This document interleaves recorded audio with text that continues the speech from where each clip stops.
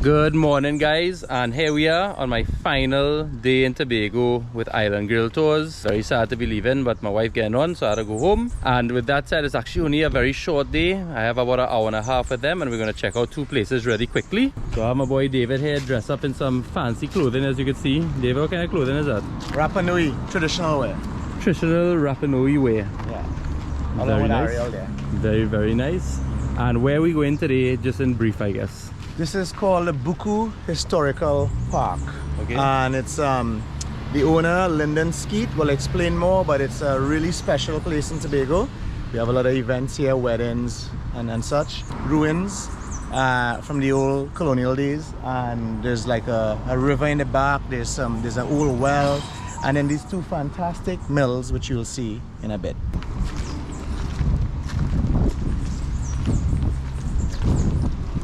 We have two windmill towers on site. Okay. And basically these were used as, of course, windmill, right? And these were used to generate the necessary power to grind the sugar cane. Okay. Yeah. So on any given time you will have on this site, because it was a factory that facilitated 3 other plantations, you will have on this site an average of about 200 to 230 slaves at any given time. Okay. Running the operation here, right? This of course is still in very good condition. The windmills are no longer there because of the hurricane flora, yes. Deterioration and so on, right? Okay. But what we have been doing, we have been trying to preserve it in the most natural form that there is. For instance, this staircase here, this is the original here, right? And this here, the original that you can see, right? It's basically made out of coral stone. The construction of this, you could see the kind of architectural work that went into it. It's beautiful. Yep.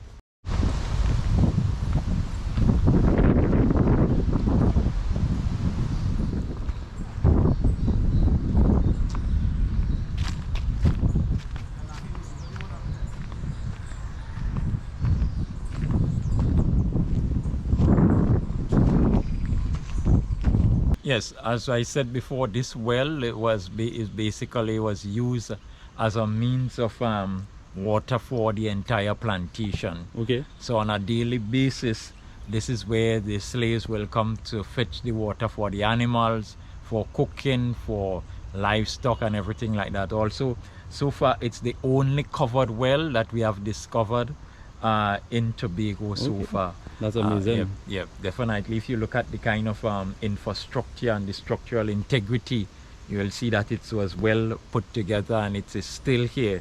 So basically this well is basically more than average about 300 years old plus. Okay, so the well was well put together, no pun intended. Yes, definitely. Nice. I like that. Well, guys, I just want to say a big thank you to Lyndon here for showing me his beautiful property. And contact and stuff will be below in the video. You can get this place for photography shoots, for function and wedding rentals, all kind of thing, and there's a lot to come in the future as well. So hit up Lyndon when you're in Tobago. You know, you won't regret it. This place is magnificent. Sprawling trees, beautiful windmills, and a great authentic history behind it. So check it out, Lyndon. Thank you very much. You're most welcome. Blessings, my brother. Yes. Okay. Everyone, nice. So we're here at our final stop on my Tobago trip with Island Grill Tours, and we're at the Tobago Plantations Mangrove Boardwalk, or better known as... It's the Petit-Trou Mangrove. Petit-Trou Mangrove, but I can't speak properly, so I'm not saying that.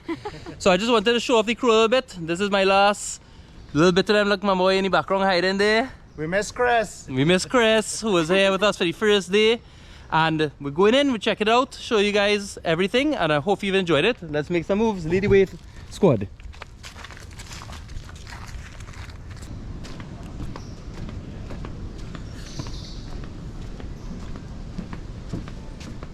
So this boardwalk has been around for quite some time. I don't know the exact amount of time, but at bare minimum, I would say 15 years. When I was in my youth, you'd come here after a party and you go here at night, which is not highly recommended, but you could go out and you finally reach this beautiful jetty, and often on the night you see the stars and stuff.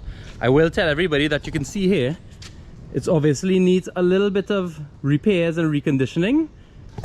So be careful when you are walking here. Some of the wood and stuff might be a little bit rotted, although it seems fairly stable and safe. The other thing is that there's a few turn-offs that lead you away from the end result, which is the open jetty. Be careful, although you can't get too lost, but it is a little bit like a maze, you know.